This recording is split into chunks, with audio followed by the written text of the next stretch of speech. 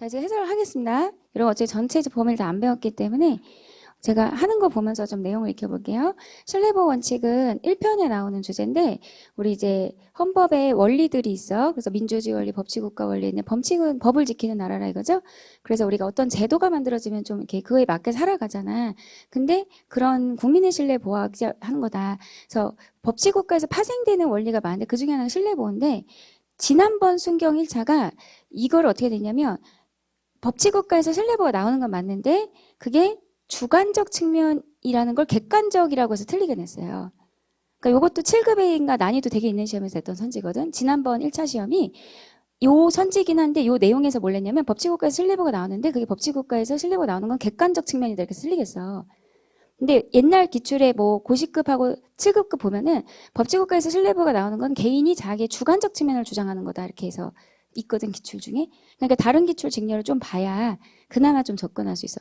그러니까 지난번이 조금 더 쉬웠다고 하는 이유는 보기에 주변 애들이 쉬운 건 아니고 답을 낼 수 있도록은 어쨌든 뭐 사지선다 다 몰라도 답 하나는 좀 굵은 판례 썼다 이거야. 근데 이번에는 딱 그거 하나만 바뀐 거야. 답도 강하지가 않아. 자, 예를 들면 지금 전체적으로 이거는 몰라도 상관없다 이런 거거든. 이런 게 너무 많거든. 그래서 판례가 계속 누적적으로 어떤 제도가 바뀌었어. 뭐 노래방 하다가 뭐 이제는 뭐 청소년 출입을 금해라 이렇게 바꿨다든지 뭐 PC방 안에 담배 피지 말도록 바뀌었다든지 이러면서 이제는 새로운 제도에 맞게 살아라라고 한 걸로써 된 거다 이거야. 그래서 여기서 예전에 해놓은 제도가 더 이 사람 입장에서 편했을 수 있는데 그거는 옛날에 해놓은 그 시설은 그렇게 쓰고 앞으로 이미 그걸로 보호된 거야. 이미 자기들이 이전도의 해준 시설은 그때 당시 제도로서 해놓은 거 그냥 쓰고 이제 앞에 이제 새로운 제도는 얘를 더 강하게 규제를 했을 때 니네라도 앞으로 이 원래 업체가 지금 주장한 업체가 앞으로 뭔가 시설을 추가할 때는 새로운 법에 맞게 규제를 받으라고. 그러니까 나는 옛날에 했으니까 계속 옛날식으로 모대뽀로 내 맘대로 했을 거야 하고 싶어요. 나만 뭔가 법 바깥에 있는 것처럼 하게 해달라고 추가로 설치되는 부분까지 요구하면 안 되잖아. 이런 판례가 한두 개가 아니기 때문에 딱히 뭘 봐서 푼다기보다는 이게 2021 최신 판례거든. 그러니까 좀 이런 거죠. 빠르다고도 볼 수 있는데 사실 감으로 많이 풀어야 돼요. 왜냐면 판례군이 얘가 2021 판례인데 요런 매장 뭐 이렇게 법이 판례가 뭐 예를 들면 2020년 판례, 2019 판례, 2018 이런 판례가 한두 개가 아니야. 되게 많은데 출제가 거의 다 누락됐거든. 5년 연속. 그러니까 얘가 2021이어도 기억이 안 나. 당연히. 기억할 군이 아니라고. 너무 많아서. 이런 이유가. 그러니까 제도가 중간에 바뀌어서 기존 제도랑 좀 달라지는 현상을 부진정 소급이라 그래요. 소급한 게 아니다 이거야. 옛날에 내가 예를 들면 이제 시험으로 하자면 여러분이 이제 시험에 붙어서 공무원이 됐는데 또 공무원 시험이 바뀌어. 그러면서 과목이 헌법이 있잖아. 헌법이 이제 50점이잖아요. 100점으로 바뀌어. 그러니까 여러분한테 이제 바뀐 제도대로 시험을 다시 봐서 공부를 하라 이렇게 안 시키잖아. 그게 진정소급을 안 한다는 얘기야.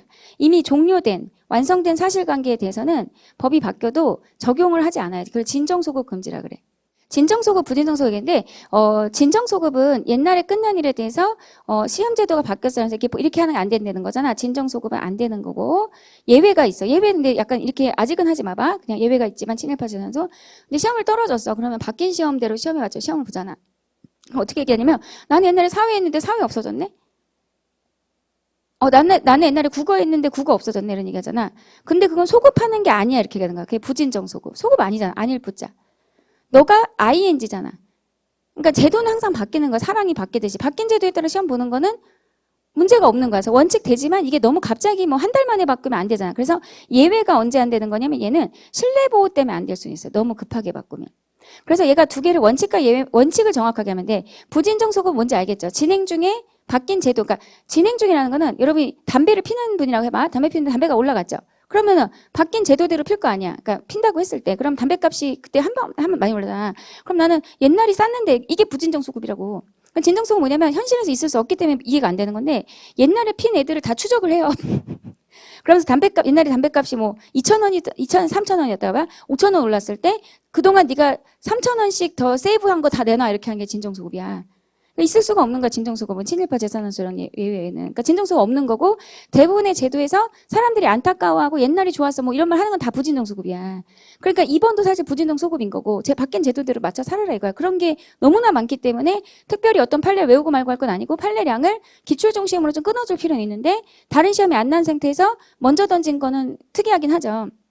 여러분이 뭐 순경시험 이러면은 헌법은 쉬울 거 약간 그런 게 있잖아. 그러니까 딴 시험에서 내는 난이도보다 한 70%겠지. 그런 건 아닌 거야, 이게. 그러니까 다른 시험이 아직 안 낸 그냥 전체적으로 삐군이 되게 넓거든, 헌법은. 그거 그냥 난 아무거나 낼 거야 이런 뜻이고, 또 하나 특징이 뭐냐면 진정소급, 부정소급 인원점은 행정법도 하는데 이게 기출이 많고 단순하거든요. 지금 제가 말한 대로 출제원들이 이거 낼 때 그렇게 복잡하게 안 내고, 진정소급은 돼, 안 돼? 지금 이제 예외 써볼게. 원칙 안 되고 예외 돼. 언제? 친일파 재산환수. 부진정은 이렇게 있는 거야. 부진정 아니라고. 소급하는 게 아니라, 저 옛날엔 좋았는데 옛날에 어떠니까, 소급이 아니야! 이렇게 말하는 거야. 소급처럼 보여도. 부진정은 원칙 돼, 안 돼? 원칙 돼. 시험제도 바뀌는 걸 얘기해. 예외는 안 돼. 언제? 신뢰보호하고 충돌함. 너무 갑자기 바꾸면 그래서 안 된다고. 그러니까 시험 한 달 남겨놓고 제도 바뀌면 안 되잖아. 그럼 봐봐. 이거를 처음으로 어떻게 보면은 이론을 제대로 이해하고 네가 풀어야 돼. 이 말을 판례 문장 그대로 안 지고 부진정 소급과 진정 소급을 바꿔서 물은 거야. 그러니까 부진정 소급은 기존에 얻은 자격을 존중할 의무가 있어? 그건 진정소급이죠. 오히려 여러분 처음부터 이렇게 뭔가 그렇게 어려운 거 같지 않죠? 근데 이런 법 과목은요, 판례를 그대로 내는 게 굉장히 패턴화되어 있는 애들을 이렇게 하면 어렵게 느껴져요, 순간적으로. 순간적으로 생각을 해야 되니까. 그 다음 반대로 거 말씀을 드리자면 부진정소급일 때는,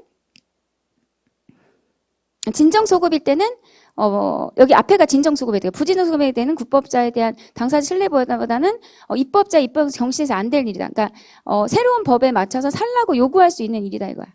그래서 오히려 부진정소급일 때는 옛날 제도 뭐 내가 담배를 2,000원에 폈는데 계속 피게 해주세요 이런 거를 존중해야 될 의무가 발생하지 않는 건 뭐야? 부진정소급일 거다.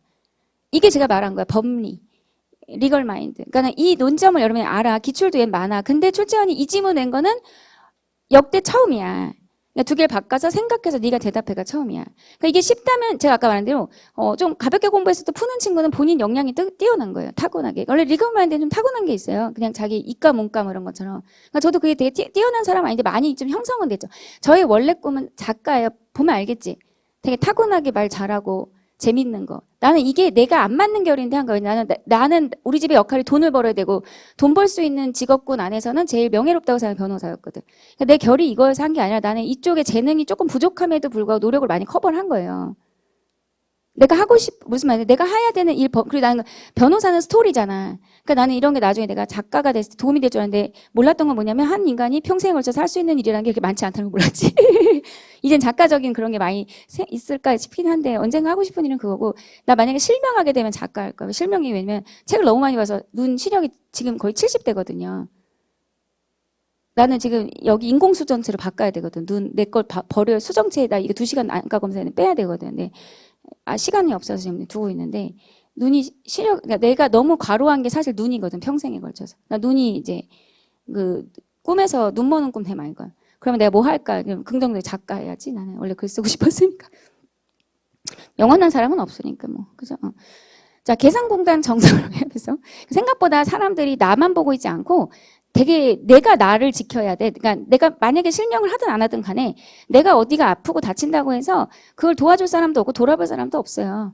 가족들도 그것도 능력이 있어야 도와주지. 그냥 엄마는 우는 거죠. 저희 엄마도 저희 엄마 그냥 할 줄 아는 거 없으니까 울기만 하시겠지. 그러니까 그것도 나한테 큰 힘이지만 결국은 다 내가 이겨내지 않으면 어차피 이 세상에 나를 위해서 동정해줄 사람은 없어. 그러니까 단단하게 잘 버티고.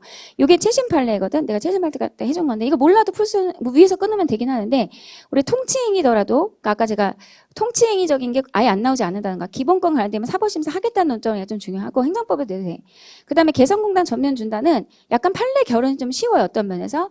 이게 북한에서 그때 박근혜 대통령 부딪혀서 박근혜 대통령이 중단해버렸잖아. 그러니까 우리나라 기업들이 제가 여기 투자 유치할 때 좀 있었다는 게, 그게 삼성 코엑스에 무역센터가 있는데, 그쪽에 제가 카페 내는 데서 일을 많이 했었거든. 강사 초기에 여기 24시간 카페 하면서. 근데 일어났는데 그날 막 웅성웅성한데 앞에 보니까 브로셔 이런 것들 보니까 개성공단 투자하면서 정부에서 내는 그런 거였어. 근데 그런 거에 투자했던 기업들이 거기 자기 공장이나 이런 걸, 공장에는 집기를 하나도 못 배웠잖아. 못 배웠다고. 그래서 그런 게 기본권 침해냐? 그렇진 않다고 봤어.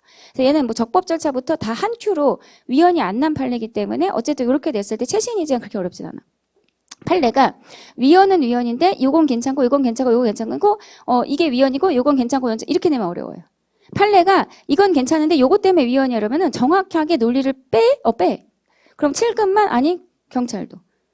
그래서 이런 판례는 전체 판례집을 봐야 되는데 이거를 그럼 모든 판례 이렇게 보면 끝도 없기 때문에 기출 중심으로 기본서 마감했고요. 헌법. 지금 제가 여러분이 경찰자만 들어간 기출만 정리를 해서 내가 경찰하고 기본 기출 베이스적인 거 해서 기출 푸는 데는 지장 없게 경찰 헌법책을 냈거든. 작년에 이미 냈는데 제가 놀란 게 뭐냐면 다른 분들 책이 반 정도 분량이야. 안 열어봤는데 페이지가 반이야. 그래서 놀랬고, 두 번째는 이제 올해 시험이 1차, 2차 있었잖아. 더 놀란 건 뭔지 알아? 내가 내 책에서 많이 잡히긴 하는데 그래도 세. 그래서 내 말은 이걸 세는 걸 방어할 생각 없어. 왜냐면 여러분 지금 형사가 급하거든. 다만 요 구는 되게 커요. 이 센다는 것 자체가 기출로 안 끝낸다는 뜻이고, 두 번째는 얘가 군 자체가 되게 크거든. 그러니까 2배 분량을 다시 봐야 돼. 그건 안 될 것 같고, 그냥 이렇게 생각해봐. 제가 하여간 경찰헌법 책을 낼 때는 시중에 나온 기출은 일단 다 풀 수 있게 했어. 그러니까 제게 일단 맞고, 두 번째는 이거보다 출제는 더 나갈 걸 대비해서 내가 3개년도나 5개년도에 중요 판례만 이렇게 전문으로 같이 볼 거야. 판례집으로. 그러면은 방어지는 간부까지 제일 많이 친 거야. 그래도 출제원이 더 가서 60점 컷으로 붙을 수는 있어. 여러분이 그러니까 1등으로 붙긴 붙는데 출제원의 컷은 움직일 거라고. 그러니까 제가 제일 여러분한테 성실하게 제가 그러니까 다른 사람 비하는 건 아니지만 양 자체에서 누락은 최소화한 거 맞아요. 제가 그걸 다 신경 쓰고 그러니까 페이지는 딱 2배니까 보니까 2배야. 그러니까 기출도 반영을 다 안 한 거야 여러분 시험에. 그러니까 헌법을 쉽다고밖에 말 못해요 지금. 작년에 하셨던 분들이 헌법 어렵다 말하면 쉽다고 끝까지 우기는 현상이지 사실 객관적으로 어려워. 자, 이번 봐봐. 국적법 작년에 했어요? 선생님들 다 다를 건데 했어 안 했어? 아예 안 했어. 이 주제가 있는 건 알아 헌법에? 이거 1편의 국적법이 한 테마로 국가 3요소에서 국민 쪽에서 부속법령이야. 얘가 원래도 과목 양 줄이는 선생님들은 좀 빼버리거든. 7급 할 때도 보면 많이 빼시고 7급 때 저는 다 해주는 이런 성격인데도 어떤 선생님은 빼면서 그러면 제가 우연히 들으려고 하는 게 들었는데 국적법 하는 거 아니다. 저를 까는 것 같아. X야 막 그러면서 수업하시니 그게 엄청 크게 나왔어. 그러니까 이게 살아남는 게 그래서 살아남으실 수도 있죠. 되게 학생들을 좀 리트머스를 많이 삼아요 강사들이. 그러니까 나는 좀 그래 그게. 그러니까 뺄 수는 있어. 그러니까 여러분 얘 분량을 빼도 되는데 뺄 때 어떻게 빼는 거냐면 이 법이 좀 옛날 법에서 어렵긴 해요. 그러면 어떻게 빼냐면 이 법에 나온 기출까지는 처리를 해. 이 법을 다 한다고 생각하지 말고 기출에서 A급 정도를 추려서 외워. 다 버리면 안 돼. 플러스 뭐까지 하냐면 여기서 판례 변경이 있는 것들은 중요해. 그 정도 하고 버리는 거야. 이게 다 처음부터 버릴 거니까 보지 마 이러면 진짜로 어려워. 쉽게 내도. 얘도 어떻게 보면 어렵지 어떻게 보면 쉽거든. 부모 양계열 통지로 바뀌었죠. 이게 뭐냐면 옛날에 한국 국적의 여성분이 한국 여자분이 미국 남자랑 결혼하면 애기한테 한국 국적을 안 줬었어요. 반대 상황에선 줘.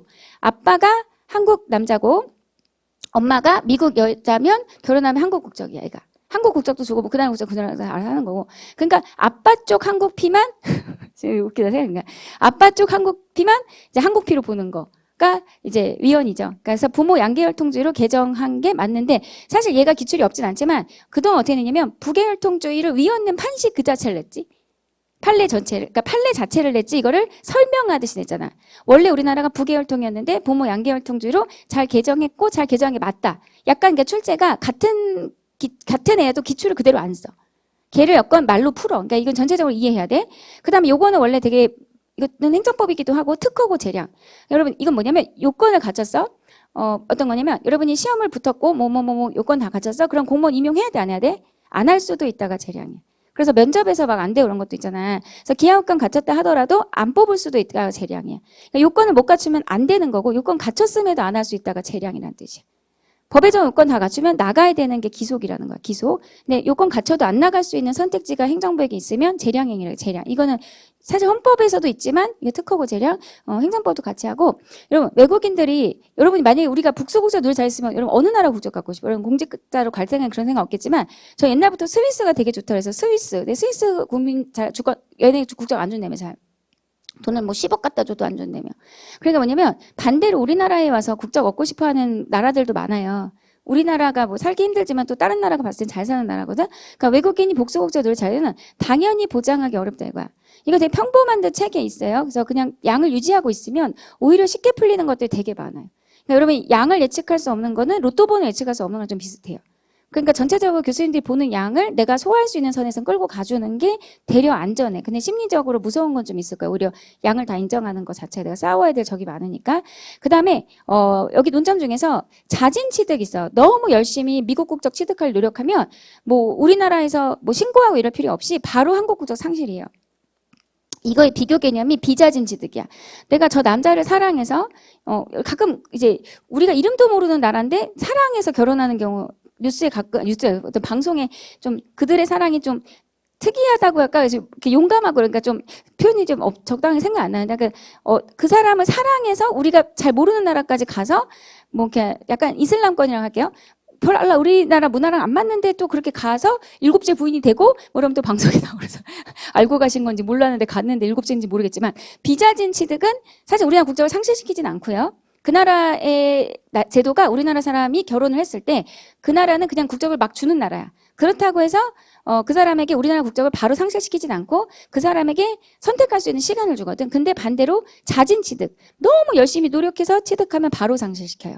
그런 게 기본권 침해 아니라는 판례를 또 이 사람은 나름대로 자기 말로 또 푸는 거야. 그다음에 나머지는 사실은 전체적 국적법 조문에서 낸 건데 그렇게까지 날석에 내지 않았어요. 그러니까 칼날이 날카롭지 않다고 기억니은 틱을 리을은 그러니까 국적법 전체적으로 그냥 읽고 있으면 이 조문을 정확히 낸다든지 암기 예를 들어 아까 비자진 취득은 뭐 몇 개월 내 신고해라 뭐 이런 걸 외우라고 한 건 아니기 때문에 전체적으로 기출량과 기본사항을 갖고 있으면 기억니은 틱에서 잘 풀려요.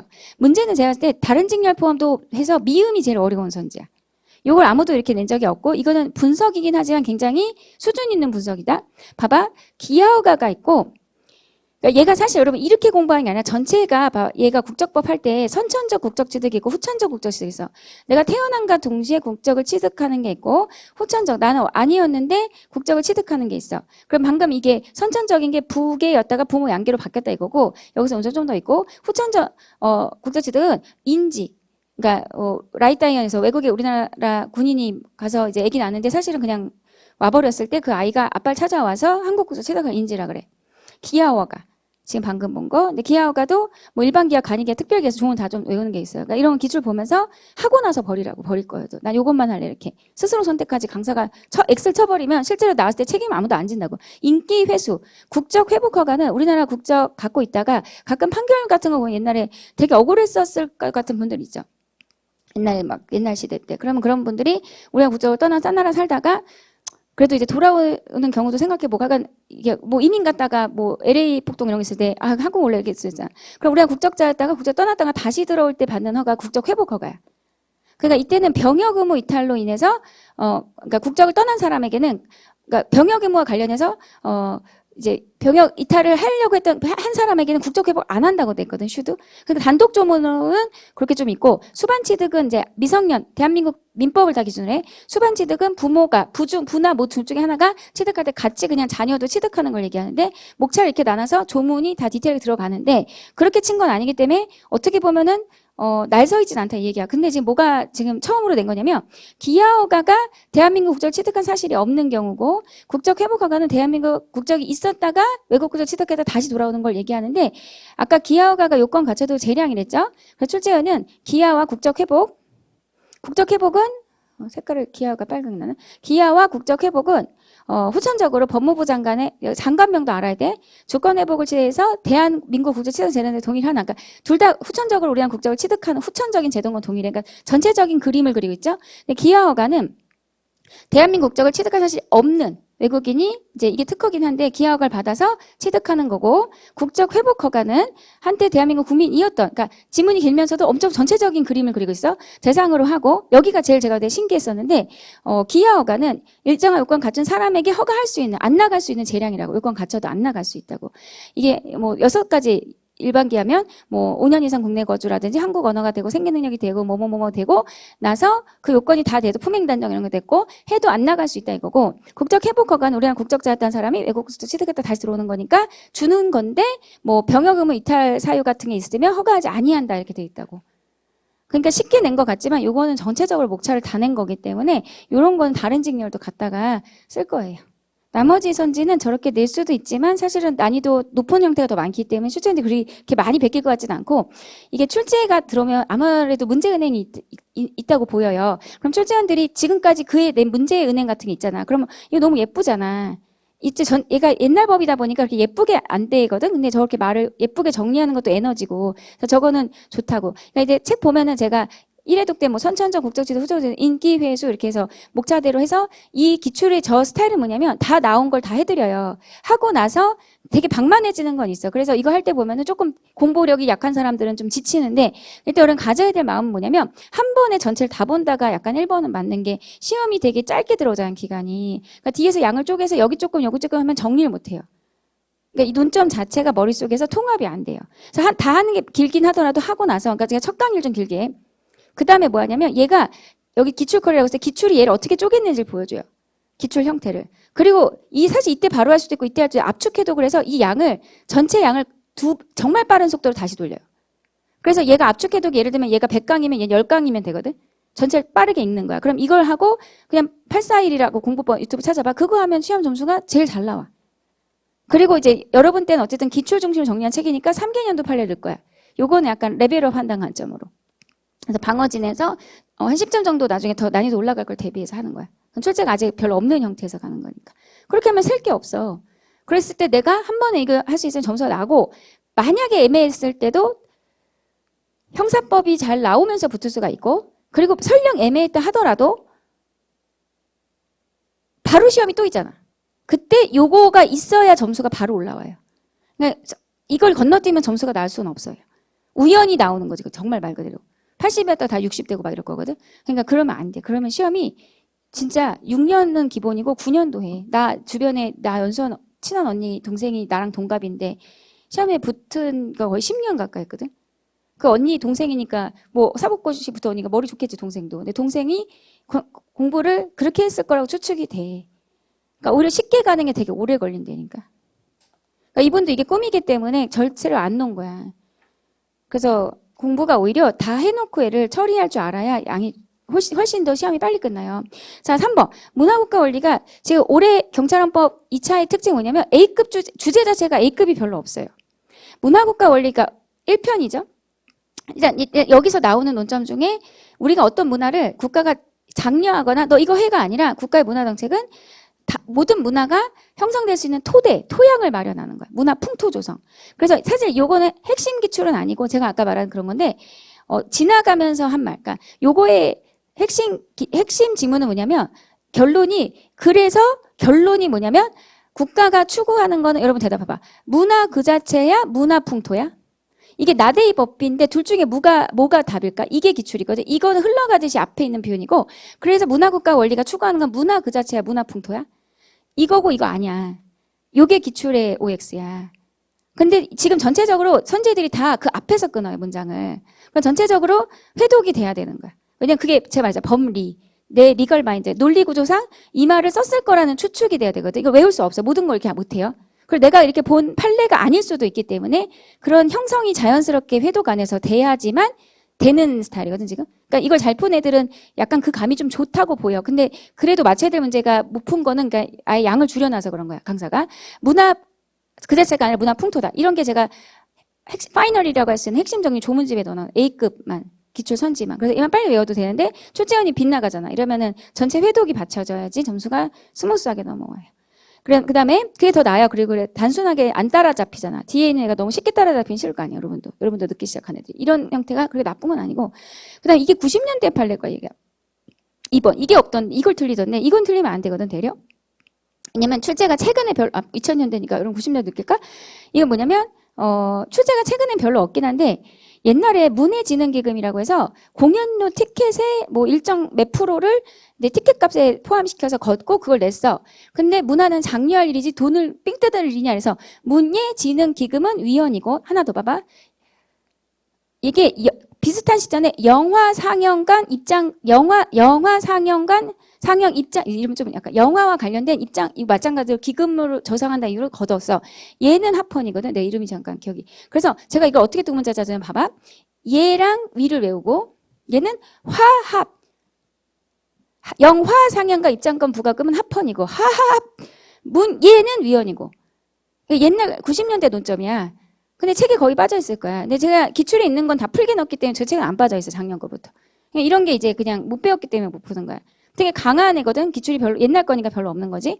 왜냐면 얘 사실 금액을 생각하면 놀리는데 사실 똑같은데도 하나 납본이 하나 위헌인데 얘는 공연료가 비싸. 영화는 옛날에 티켓값이 안 비쌌거든. 지금 많이 올랐지만 그래서 이건 별로 좀 안 비싼 거여서 그런 것 같아요. 사실 논리구조상 얘도 5인이 위헌이 6인 안 나와서 그냥 얘는 합헌으로 결론 냈고 얘는 위헌으로 났는데 그래서 반하는 게 아니다가 이제 틀린 답이 돼. 그러니까 여기서 이거 틀렸더라고 딴 건 맞추면서 제가 좀 이해가 안 됐어. 그래서 그 다음에 대표 기출이 요 문화풍토 조성이다 이거 하나 더 있는데 엘리트 문화를 제외한 이렇게 해서 틀린 게 많아요. 우리가 국가가 해서 문화풍토 조성을 하는데 그 문화풍토에서 엘리트 문화를 제외한 이렇게 해서 정책적 배려 대상이 된다 이렇게 많이 틀리게 냈거든. 그러니까 엘리트 문화가 들어갔는지 안 있는지를 보는 거야. 우리가 어떤 논점을 양을 다 한 다음에 왜 기출하냐면 얘가 어떻게 처리됐는지를 쪼개서 보는 거야. 그러니까 이게 액상괴물이라고 하나? 약간 흔들리는 것들을 고정한다라고 해야 돼. 그러니까 밀가루 반죽이 물텅물텅하잖아. 얘를 굽는 거야. 기출로. 그러니까 이 틀을 만드는 거거든. 그러니까 얘는 이제 맞게 줘서 그렇지 원래는 얘가 기출을 많이 쓰는데 엘리트 문화를 제외한 이러면 틀리게 전형적으로. 이런 거를 다 알고 들어가야지 가서 푸는 게 아니에요. 그거가 알고 갈 부분까지 안 돼 있으면 사실은 여러분은 잘 모르겠지만 경쟁군이 아니었던 거야. 합격군이 아닌 거야. 왜 꿈을 꿔 합격할 거라고. 그냥 다 발로 푸는 논점을 그게 발로 푸는 것조차도 모르는데 무슨 붙고 싶다는 꿈을 꾸냐고. 그거는 제가 그 기준이라고 보는 거는 제 조문집, 핵심 정리집에 있어. 걔 안에 있는 걸 모르면서 붙는 거는 사실상 좀 헛된 꿈을 그것도 양이 많다고도 볼 수 있는데 걔가 어쨌든 헌법 학에서 A급이고 지금 솔직히 A급을 한 3개 정도밖에 안 내거든. 보면 올해부터가 그래 지금. 원래 안 그랬었어요. 그러니까 법과목들이 올해부터 옛날 논점을 그렇게 많이 처리를 안 해요. 그러니까 새로운 논점. 왜냐면 이분들은 여러분을 위해서 시험 문제만 내려고 있는 게 아니라 그냥 이 학문에서 종사하시는 거잖아. 자, 요것도 좀 죽은 판례거든. 그러니까 기출이 거의 없는. 그러니까 약간 여기서 알 수 있는 게 느낌이 어떤지 알아요, 여러분? 극단적으로 2000년대, 90년대 판례와 21 판례를 왔다 갔다 하지. 이건 판례 번호가 2021번인지 이 말은 그냥 일반론적인 거고 이 주제는 거의 다 90년대로 간 거고 아까 위에 여기서 판례 매장법 이거는 2021 판례 같잖아. 이거 기출이 없고 거의 소개가 안 돼 있어. 책들이 이건 안 갖고 있을 거야. 기출이 아예 없기 때문에. 보통 헌법책 쓸 때 기출 되고 나서 넣거든. 근데 제가 처음으로 여러분 책은 약간 기출 중심으로 넣고 원래는 안 그래요. 저도. 그냥 아니 저도가 아니라 제가 안 그래요. 원래는 저는 그냥 다 하거든. 근데 여러분은 우리 과목 100점상 100점이 아니기 때문에 그렇게 할 필요가 없어 보여서 좀 그건 뒤에서 추가하게 딱 제가 추리려고. 여기서는 뭐냐면 옛날에 독재 정권인데 애들이 공부를 못하면 그 100이 아니거는 그냥 말이야. 판례가 이 말 하는 거 아닌데 과외를 금지했던 적이 있어 옛날에. 과외를 원칙 금지했었어. 그래서 그때 이제 아마 추측하는 거는 독재자의 딸이나 뭐가 공부를 못하지 않았을까는데 애들 공부를 잘하는 게 싫으니까 과외를 그냥 추측이야. 이거는 원칙 금지 예외 허용 이렇게 했는데 이게 위헌이 나요. 왜냐면 과외라는 게 꼭 학교에서 배우는 수학과학 말고도 뭐가 있을까 과외라는 게 이제 결혼하셨지만 이제 김연아 선수의 피겨라든지 바이올린, 플루트 다 과외잖아. 그래서 문화국가를 우리가 추구한다는 면에서 오히려 원칙과 예외가 전도 바뀌었다라고 얘기하거든. 판례가 원칙은 허용, 예외가 금지였어야 된다가 그나마 이 기출에서 낼 수 있는 패턴이야. 그러니까 가외 교습 금지는 거의 기출이 안 찾아질 거야. 찾아보면. 그럼에도 불구하고 얘를 냈다는 것도 신기하지만 두 번째는 갖고 오는 주제가 이쪽이 아니라 교육받을 권리 쪽이거든. 뒤에 31조. 근데 출제원이 문화국가 원리로 얘를 이 출제는 뭐냐면 이 판시의 주제가 아닌 데서 내. 그게 또 특징이야. 해볼게. 그래서 가해교습 금지를 이렇게 하는 거는 판례가 이 말을 하긴 했지만 이 판례의 핵심 주제는 아니거든. 그렇게 하는 거는 문화국가 원리에 또 반한다. 근데 얘는 그래도 어쨌든 흐름상 많이 강조해서 이 판례를 볼 땐 보는 거니까. 그러니까 제가 뭐냐면 아까 기출 중심으로 여러분 책을 썼다고 그랬잖아. 그래서 그 양 자체가 다른 책보다는 분량이 좀 2배인 것 같아. 대충 봤을 때 페이지가 2배 정도 되거든. 일일이 비교한 건 아니야. 그냥 제가 책을 그냥 직접 쓰기 때문에. 근데 여기다가 플러스 알파로 제가 한 3개년도 혹은 이제 5개년도 안에서도 A급 아직 안 나온 것들을 이제 내거든. 거기서 전체 판례를 보여줄게. 왜냐면 한결로 그러니까 요지가 5개면 5개의 논리가 다 위헌 합헌이 아니라 5개 중에 이건 합헌인데 나머지 때문에 위헌. 이렇게 해서 초재원이 그러면 그걸 같이 내는 게 아니라 합헌인 것만 빼서 경감문 냈거든. 되게 헷갈려. 그 최신을 그렇게 가는 경향성이 있기 때문에 그렇게 하는 게 맞아서 3 내지 5개년도 할 건데 지금 봐봐. 이 출제위원은 오히려 90년대 판례를 해줘야 돼. 최신이 아니라. 그러니까 한 줄 처리로 보는 것조차 하지 않는 판례들이야 사실은. 저는 원래 우리는 책에 하는데 굳이 여러분이 양줄인다고 했을 땐 절대로 보지 않는 판례들을 한 줄 처리도 아니고 전문으로 봤을 때 이 판례가 위헌난 이유가 아닌 합헌인 부분이나 내지는 이유에서 빼고 있어. 그래서 겁먹으란 뜻은 아니고 그냥 기본적으로 해놔서 펼쳐지는 대로 풀되 남들보다 조금만 더 잘 보면 되는. 그러니까 아까 처음 얘기한 게 그거야. 마음을 강하게 먹고 여러분 직렬이 앞으로 성장할 거라는 걸 출제원들이 기대한다고 보여. 4번에 근데 겁먹지 마. 내년에는 쉬울 거예요. 왜냐면 한번 이제 너무 어려웠다는 말이 많이 나오면 출제 의뢰를 받을 때 쉽게란 말을 많이 할 거고 내년은 제가 예상건데 역대 최고로 쉬울 수도 있어요. 그러니까 마음을 잘 쫀득쫀득하게 하라는 뜻이 이 말이야. 너무 풀지도 말고 너무 가지도 말고. 자, 기본권 정체성. 요것도 사실은 이제 나올 땐 된 판례지만 이제 좀 내고 있거든. 이게 2015여도 사실은 기출이 이제 막 나와. 그러니까 우리가 판례가 한 해에 막 300개씩 쏟아지는데 최신 판례라고 해봐야 한두 문제 내는 거니까 사실은 290 몇 개는 남거든. 그게 너무 많이 누적된 상태에서 출제들이 2018부터 22까지 코로나 뭐 이런 것 때문에 출제를 거의 옛날 걸만 하다 갑자기 올해부터 건지거든. 그러니까 제가 막판에 해드릴 건 그런 거야. 출제는 갑자기 던지는 거 꼭 잡아주고 그걸 예상해서 그걸 다 볼 필요는 없어. 600개, 700개를. 정말 A급 판례 위주로 보고 제가 해드리는 거는 그리고 그 해에 나오고 있는 기출들 중에서 출제는 던지는 것만 받으면 충분해요. 그 해 시험. 왜냐면 누구보다도 공부를 많이 한 거기 때문에 양 자체도. 그러니까 거기서 모르는 게 혹시 나도 그러니까 다 본다는 관점이 상대적으로 다른 애들보다 더 봤다는 게 중요한 거야. 내가 안 본 건 딴 애들도 못 봤어. 를 기준이어야 돼. 그러니까 제가 하는 양에 대해서 그건 인정해줘야 돼요, 여러분이. 양이 많다 어쨌든 여러분이 나중에 시험장에 봤을 때 이 판례 내가 모를 때는 남들도 다 몰라. 그러면 괜찮거든. 근데 아예 책 자체가 절반도 안 갖고 있으면 나만 모르는 게 되거든. 그거는 무서운 거야. 법 과목에서. 그래서 그거를 좀 그래서 양을 다 처리하는 강사가 일단 안전하고 얘가 학교 안전 공제라고 학교 안전 사고 있었을 때 가해자와 쟤네 이런 사고 이런 이거 있지 않아? 형법 판례? 이게 체육대회인가 이렇게 업고 뛰다가 소풍인가 해서 넘어져 갖고 이 뒤에 매달린 애가 거꾸로 떨어져서 전신마비 온 사건. 그래서 형사 판례에서 이걸 뭘로 볼 거냐는 제명 있지 않아? 그렇거든. 아무튼 그런 안전사고와 관련돼서 이제 약간 민사적으로 갈게요. 가해자 쪽에서 또 돈도 있고 또 너무 미안해요. 그래서 이런 게 뭐 2억이면 손해를 배상해주면 좋은데 사실은 이쪽도 이게 너무 황당할 수도 있잖아. 가해자 쪽도 돈도 없을 수 있고 그러면 마음은 좀 너무 미안하지만 그래도 그걸 주면 우리가 먹고 살 수가 없어서 안 줄 수도 있고 실제 못 줄 수도 있단 말이야. 그럼 학교 안전 공제라는 기금을 조성을 해서 피해자 쪽이 이쪽에다 이거 학교 안전 사고입니다라고 해달라고 해주면 여기서 평가를 해서 학교 안전 공제가 인정을 하면 이쪽에서 먼저 이 세월호도 약간 그렇게 제도한 거거든. 돈을 주고 학교 안전 공제가 가해자랑 소송하는. 그러니까 피해자는 빨리 돈을 받고 빠지게 해주는 그런 제도인데 학교 안전 사고가 아닌 것도 있죠. 이것도 형사 판례 아닌가? 형사 판례 빗대서 예시를 들게. 저도 20년 전에 본 거야. 사실 할 때. 그래서 그러니까 법 공부를 한번 쫙 시키는 게 좋은 게 20년 전에 본 판례인데 기억을 하잖아. 그러니까 여러분이 법 공부를 하라는 게 그런 거야. 가서 내가 외우지 않아도 되게 빨리 생각나요. 검색을 할 수 있거든. 그러니까 제가 형사 쪽 변호사를 하는 것도 지장이 없는 거예요. 왜냐면 조금만 업데이트하고 빨리 공부하면 그리고 쪽 전문으로 했던 친구랑 같이 하면 되거든. 그러니까 그래서 법을 한번 되게 빡세게 돌리는 거야. 시험 볼 때. 얘가 옛날 70년대에 팔릴 걸. 체육 선생님 머리 톡톡 쳤네 죽었죠 머리. 얘가 남들보다 여기가 얇았던 거잖아. 그래서 이거 선생님한테 형사 책임 물을 수 있는 이런 판례 있잖아. 총론 쪽에. 그러니까 안전사고라고 볼지 말지도 단순히 사람이 죽었다고 해서 그런 게 아니라 형사는 이런 공사고. 그래서 그거를 안전공제도 아니면 아니라고 한다고 기가.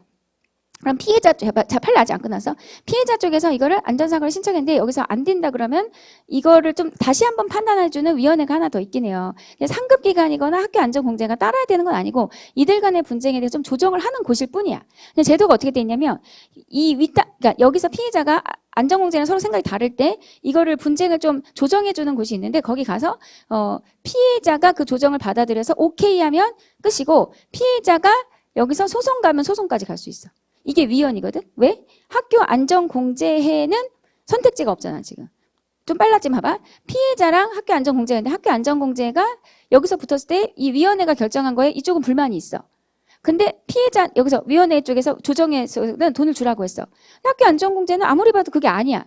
그럼 소송을 갈 수 있도록 해줘야 되는데 오히려 피해자는 이 위원회 결정에 대해서 불법게 소송할 수 있는데 학교 안전공제는 소송할 수 있는 길을 안 열어놓은 거야. 자, 여기서 쟁점은 뭐냐면 그러면은 이게 결론만 얘기할게. 이 판례의 결론은 재판 청구권 침해야. 이거는 기본권 쪽으로 다른 쪽으로 빼도 돼. 재산권 침해는 아니야. 왜 재산권은 내가 내 사적 유용이 있어야 되거든. 내 마음대로 썼다 뺐다 할 수 있어야 되는데 기금은 학교 안전 공제를 하더라도 자기가 자기를 위해서 쓸 수 있는 돈은 아니기 때문에 재산권에 대한 제한은 아니야. 재산권하고 상관이 없어. 다음번에 시험 학교 안전 공제 기금은 재산권 아니다 이렇게 낼 수 있어. 원래 얘가 이 판례에서 A급이 이거랑 이거야. 재판 청구 침해야. 자, 그리고 그 대전제가 뭐냐면 하나만 더. 우리가 헌법소원은 기본권 주체여야 걸 수 있거든. 학교 안전 공제에는 헌법소원을 걸 수 있는 기본권 주체야 그렇다. 그러니까 배경이죠. 이런 게 판례 전문을 봐야지 볼 수 있거든. 판결의 요지 전체에서 1. 학교 안전 공제에는 기본권 주체인가? 예스. 두 번째, 재판 청구권의 문제인가? 재산권의 문제인가? 재산권 아니고 재판 청구권. 그래서 이게 판결의 주제가 이렇게 세 군데 있으니까 기본권 쪽으로 하나 뺄 수가 있고 이 판례를 갖고 1, 2, 3을 잘 안 만들어. 그럼 사례고 박스 잡고 사례가 어려운 건 아니야. 그래서 오히려 그냥 판례집으로 보면 그 순서대로 답을 내는 거지. 근데 보통 어떻게 되냐면 지난주에 눈은 눈끼리 코는 코끼리 비교하는 것처럼 기본권에 대한 판례도 있잖아. 뭐 초기 배하는 기본권 아니야. 뭐 대통령도 정당이나 이런 거에 관련해서는 기본권 주체일 수 있어. 뭐 이렇게 이제 판례들 쭉 빼고 거기서 하나 들어가거나 아니면 재판 청구 판례 쭉 있잖아. 거기다가 그냥 일 넣거나 아니면 재산권이냐 아니냐에서 이제 학교 안전공제 기금은 재산권 아니야 이렇게 빼야지. 이렇게 얘가 이 판례 안에서도 이렇게 분류가 되는 게 얘는 기출이 사실은 이제 거의 나온 형태라고 봐야 돼요. 근데 그 전에 얘가 나오기 전까지는 얘를 전문 형태로 보여주거든 원래 기본서에서 제가.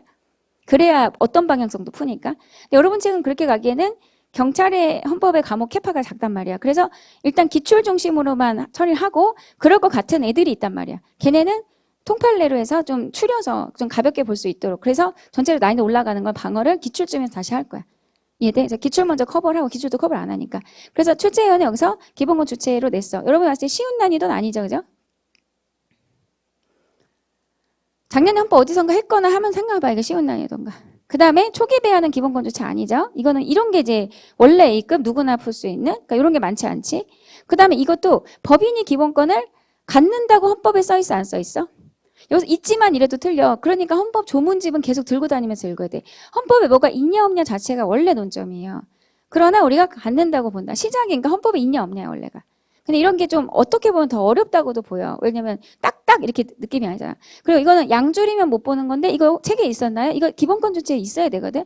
대학의 자치라고 31조 대학의 자율성이란 기본권이 있어요. 그때 대학 자신이 갖는 기본권이야? 교수님들도 갖는 거야? 교수님들도. 이게 기출 되게 많아. 대학 교수, 교수회 모두 다. 이게 7급 쪽에 기출이 되게 많은데 여러분 시험 난이도가 지금 한 2014 정도 기출하고 비슷하거든. 그러니까 이런 거는 기출량 안 줄이면 그러니까 오히려 2, 3, 4만 놓고 봤을 때는 3이 좀 어려운 거고 2나 4는 2가 극단적으로 기출이 많은 거고 4 같은 경우는 잘 안 헤어지지만 기출이 충분히 있어요. 그러니까 기출량 안 줄였으면 할 수 있고 1번이 어려운 건 맞아. 이 판례가 자체가 갖고 있는 논점이 3개고 그중에서도 저방향성을 빼고는 있긴 하지만 충분히 연습이 안 됐을 거거든. 5번 갈게요. 마찬가지로 1번이 틀린 말은 아니나 이런 게 법리적인 건데 이 포괄적이니 맞을까 뭐라고 구체적이라고 하는 얘가 이런 생각이 들 수밖에 없어. 이건 저도 마찬가지야. 제가 외우진 않을 거 아니야. 그래서 국가가 국민을 보호해야 돼. 여러분 우리가 헌법이 왜 중요하냐면 국가가 국민을 보호해야 된다는 조문이 있어 없어? 있어요. 그러니까 여러분 약간 법과목 공부할 때 항상 조문을 자꾸 찾아보는 연습? 그러니까 조문이 들어가 있는 책이 좋거든. 책 안에.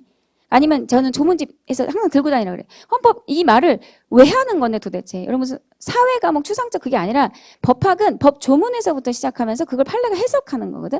헌법 10조의 모든 국민은 인간조건 가지고 국가가 기본권 인권을 확인하고 보장 의무를 진다 해서 이 보험을 얘기하는 거야. 보험은 교통사고처벌특례법에서 예전에는 종합보험에 가입한 사람은 중상해를 입어도 피해자가 기소를 못 했었어요. 국가의 보호무 위반이죠. 아니라고 봤어. 보호무 위반은 아주 최소한을 놓고 보기 때문에 보호무 위반에 걸리는 판례는 사실상 없었어요. 그래서 보호무 위반이 아니라 걔는 중상해를 입은 경우까지도 기소를 못하는 게 평등원칙에 반하고 그 다음에 재판자차 진술권이라고 피해자 입장에서 검사가 기소하지 않은 걸로 인해서 기본권 침해라고 했어요. 그러니까 기본권 침해가 아까 제가 말한 대로 위헌은 위헌인데 평등원칙 위반 평등권 침해, 그 다음에 재판저자 진술권 침해, 재판청구권. 근데 적어도 뭔 아니다? 보호무 위반이다. 그래서 타겟이 3개인 거야. 그럼 기출이 지금까지 여기에 있었거든? 교통사고 처리 특례법 자체가 이 보호무에서 제일 많이 나온 기출선지야. 기출선지에서 보호무 위반이 거의 없다는 걸 좀 알려주거든. 위헌은 위헌이도 적어도 보호무 위반은 아니야. 왜냐면 보호무 위반에 걸리려면 정말 마지노선을 놓고 보거든. 예를 들자면 아이를 키울 때 유모차를 더 좋은 걸 쓸 수도 있잖아. 그냥 좀 적당한 거 쓴다고 해서 부모가 아이를 덜 보호해요? 근데 아이를 낳다 보면은 저도 이제 낳고 나서 생각하는데 애기 머리 흔들리면 그렇게 위험하대. 아빠들이 이걸 몰라가지고 가끔 전 세계에 한 명씩 장애가 생겨요. 멀쩡하게 태어나서. 아빠가 예쁘다고 흔드는 건 적어도 5살 이후. 그때도 좋은 건 아니야 사실은. 애기 때 흔들면 애기 장애 생겨요. 잘못 흔들면. 그래서 우리나라도 한 번 정도 있었던 것 같아.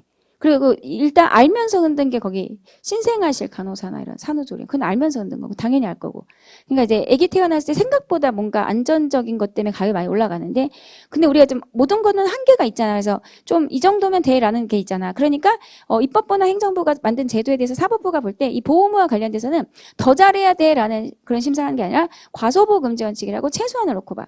그러니까 원전과 관련돼서 우리나라가 좀 위험하지 않습니까라고 했을 때 전혀 안 하고 있는 건 아닐 거니까. 보호무 위반 아니고 아까 제가 뭐 규정사고 처리 특례법도 어찌됐건 국가가 그런 제도를 둬서 10대 중과실은 제외하고 나머지 중과실에 대해서만 이렇게 기소할 수 있는 경우를 예외를 두긴 했어. 그러니까 보호를 완전 100% 안 한 건 아니야. 이렇게 해서 보호무 위반 아니야. 근데 하나 예외가 생겨서 출제 되게 많이 됐죠. 공선법. 공선법에서 소음 규제 안 하는 거. 왜 옛날 선거제 되게 시끄러웠거든. 그런 게 보호무 위반 아니라고 했는데 공선법에 소음 규제 안 하는 건 전혀 안 하고 있어서 보호무 위반이다. 이 주제에서는 소음 규제 안 한 거 빼고는 보호무 위반으로 걸린 판례가 하나도 없어요. 기출 되게 명확한 주제야. 그래서 소음 그러니까 이거 당연히 공선법에 소음을 낸다고 봐야지 사실은. 이쪽에 지금 굉장히 이쪽 출제하면서 답을 내는 선지는 공선법에 소음 규제 안 하는 건 보호무 위반을 최초로 인정했거든. 보호무 위반에 걸리는 거 없어. 판례가 한두 개가 아니고 물론 얘도 기출은 있어요. 7급에. 그러니까 7급 옛날 기출 좀 봐야 된다고. 담배사업법에 우리 담배 피면은 거기 그 폐에 이렇게 상할 수 있다 사진 있잖아. 근데 피잖아요. 그러니까 보호무를 하고 있어 안 하고 있어? 최소한은 하고 있다고. 그래서 가소금 원칙 위반하지 않았다. 어느 정도는 하고 있는 거라고. 아예 이게 안 위험하다라고 얘기하는 건 아니잖아. 조금 더 가면 이제 7급에서는 이게 간접 흡연자들은 못 걸어. 헌법소원을. 왜냐면 자기가 이걸로 인해서 이게 폐암이 걸렸다는 입증이 좀 안 됐다고. 그러니까 간접적이라 사실적, 감정적, 법적인 게 아니고 본인이 담배 피다가 폐암 걸리거나 이래야지 걸 수 있고 의사도 못 걸어 이거. 그러니까 자기 관련해서 논점이 있는데 그런 거는 약간 3편 논점하고 연결돼 있기 때문에 약간 출제를 애매하게 볼 수 있어. 주제를. 약간 말로만 설명할게 그런 거는. 아무튼 여기 보호무 위반 걸리가 없는데 출제위원이 많이 간 게 뭐냐면 볼 수 없다. 보기는 어렵다. 4번이 뭐냐면 세월호 사건. 세월호 때 그 박근혜 대통령이 구조를 안 했잖아. 자, 그거에 대해서 왜 특정한 걸 안 했냐. 그런 거에 대해서 그때 박근혜 대통령 탄핵 결정할 때 결정문을 낭독하는 장면 봤어요? 그때 권한대행체제였는데 이거는 문제가 없고 이건 문제 없지만 이게 문제야 이게 문제. 그래서 처음에 이렇게 주장한 게 7개면 3개 정도는 괜찮거나 입증이 안 됐는데 이렇게 먼저 이건 오케이 괜찮아라고 얘기한 게 있고 뒤에서부터 이제 문제에서 그래서 탄핵 이렇게 했거든. 이제 법조인들은 이제 그 첫 장면을 보면서 아 탄핵 됐겠다 이렇게 생각하고 법을 잘 모르면 괜찮으니까 뭐야 막 그러니까 이건 괜찮지만 그래서 이렇게 넘어가는 거거든. 그래서 거기서 이건 괜찮아라고 한 게 뭐냐면 대통령이 세월호 사건이 있었을 때 왜 안 나타났냐 해서 대통령이 이런 생명이 위협받는 재난 상태에서 직접 구조할 때 참여해야 되는 특정한 의무까지 발생 볼 수 없다 이렇게 써. 이게 탄핵 사건이거든. 헌나 2016 헌나 1. 제가 헌법 조문집에는 헌나 1은 2개 다 넣어요. 헌나 1, 헌나 2004 헌나 1, 2016 헌나 1, 16 헌나 1 정당에서 이거는 헌법의 전체적으로 너무 A급이거든. 그래서 여러분 과목에서 꼭 통칭구제 안 한다고 해서 거기 판례를 버릴 것 같진 않아서 전체를 봐야 되는데 거기서 또 출제는 처음이야 이게. 그러니까 다른 직렬이나 해서 여기까지 안 들어왔다고 아직. 그러면 시험이 쉬운 거야 어려운 거야? 그걸 그냥 잘 생각해봐. 그러니까 무슨 출제 범위나 어떤 냈던 거를 낸다는 관점은 아니야.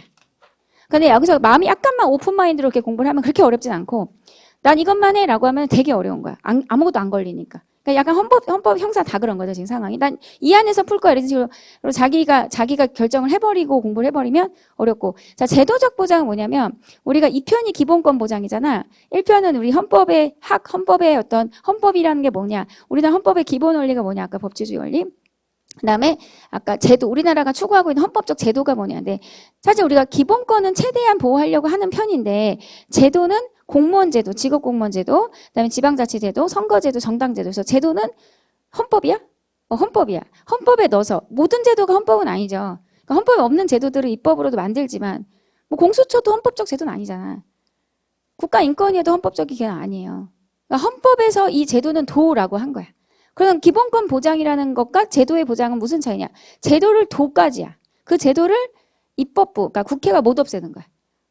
그러니까 그 제도를 유지하도록 하는 거죠. 그래서 지금 그 아까 검사가 영장을 신청하고 그거를 싸우는 건데, 그래도 좀 애매해. 그렇게 해서 해석해서 싸우기가, 지금 판시로 봐도. 아무튼 제도적 보장이라는 거는 헌법에 넣고 이 제도를 유지해 달라는 거야. 누구한테? 입법자, 나중에 국회의원들이 그 제도를 가져가라고, 없애지 말라고. 그래서 헌법에 있기 때문에 법률로는 못 없애게 하는 거야. 그리고 본질적 내용 침해하면 안 된다. 그러니까 기본권과 구별되는 건 뭐야? 기본권처럼 최대한 뭘 보장하라 이런 건 아니고 제도 자체만 유지를 해달라고.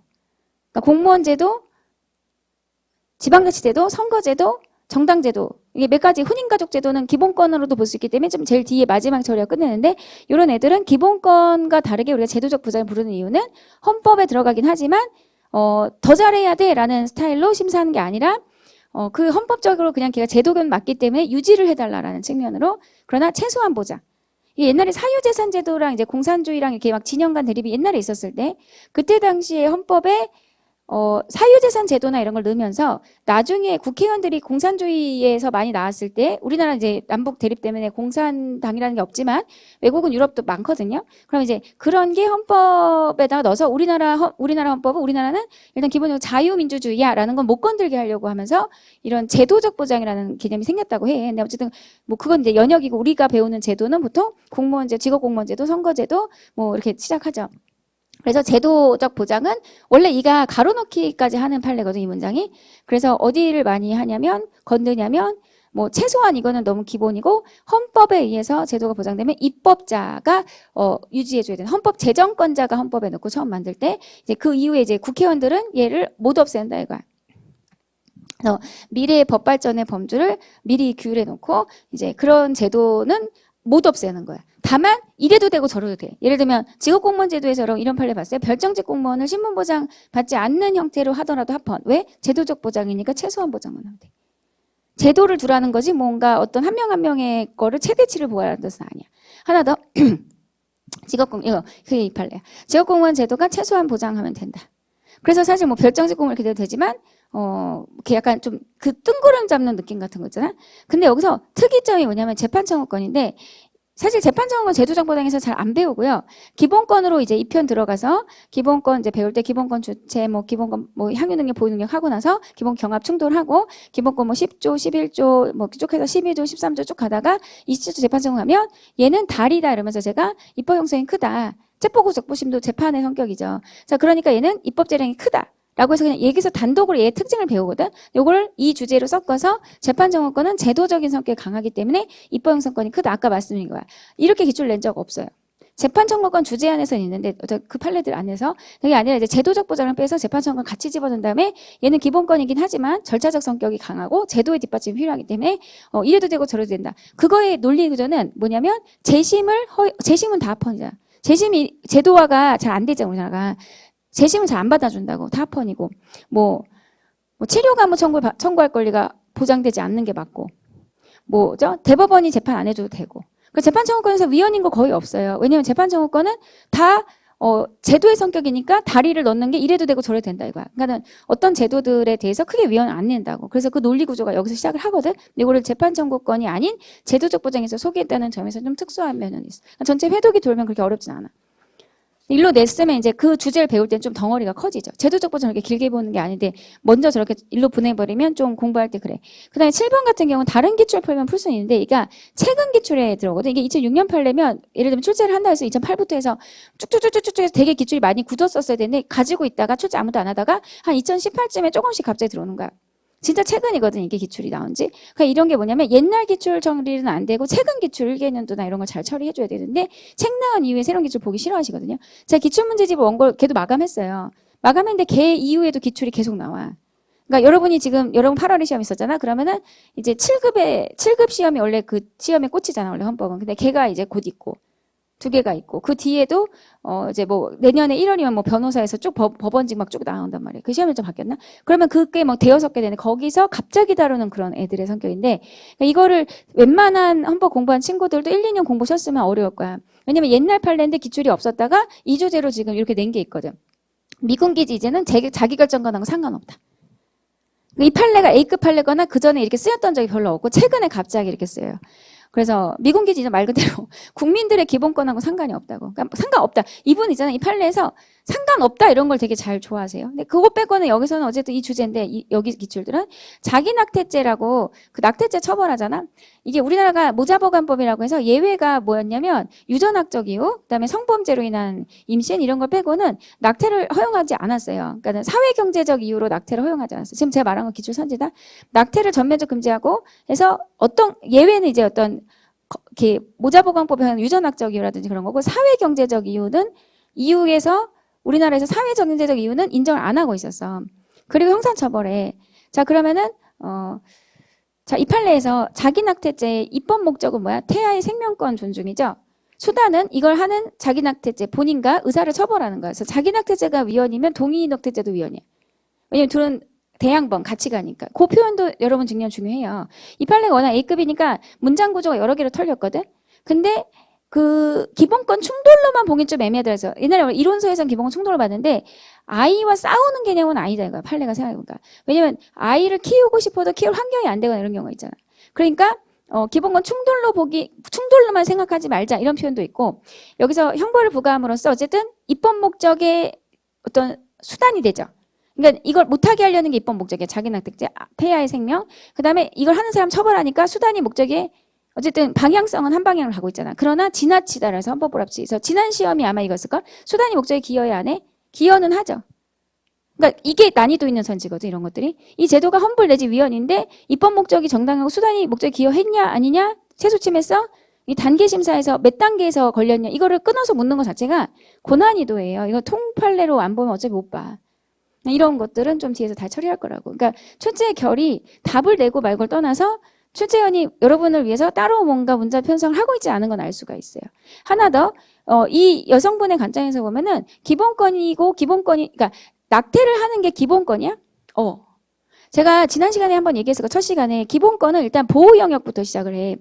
이 자기결정권이라는 건 헌법 10조에 그 행복추구권과 인간다운 생활권이 파생되는 기본권인데 자기결정권이라는 기본권이 있어. 그 결정권은 마약하는 것도 기본권이야.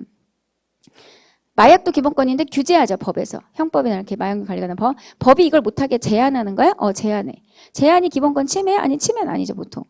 그리고 여기서도 자기 낙태죄는 내 몸에 일어난 어떤 거를 내가 결정하는 거잖아. 그래서 이 여성 입장에서는 자기 결정권이라는 기본권하고 관련이 있어. 이게 보호 영역이라고. 이쪽 주소라고. 여기서 이제 형법에서 처벌하는 게 기본권 제한인데 결국 원래 침해 아니다 침해로 판시 변경을 했죠.